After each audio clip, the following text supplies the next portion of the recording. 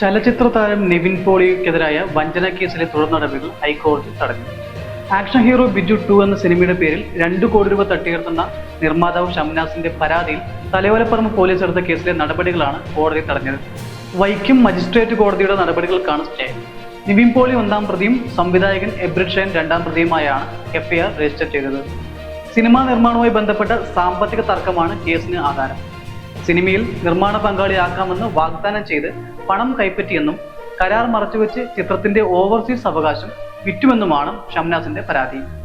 അതേസമയം super hit ചിത്രമായിരുന്ന action hero ബിജുവിന്റെ 2-ാം ഭാഗമായ action hero Biju 2മായി ബന്ധപ്പെട്ട് 2023-ൽ നിവിൻ പോളിയും എബ്രിഡ് ഷൈനും ഷംനാസും ഒപ്പിട്ട കരാർ പ്രകാരം സിനിമയുടെ അവകാശങ്ങളെല്ലാം നിവിൻ പോളിയുടെ നിർമ്മാണ കമ്പനിയായ പോളി ജൂനിയറിനായിരുന്നുവെന്ന് ചൂണ്ടിക്കാട്ടി നിവിൻ പോളിയും വൈക്കം കോടതിയെ സമീപിച്ചിരുന്നു.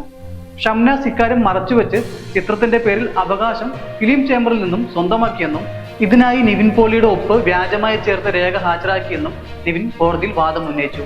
ഇക്കാര്യങ്ങൾ അന്വേഷണത്തിൽ കണ്ടെത്തിയ പശ്ചാത്തലത്തിൽ ഷംനാസിനെതിരെ പാലാരിവട്ടം പോലീസ് കേസെടുക്കുകയും ചെയ്തിരുന്നു.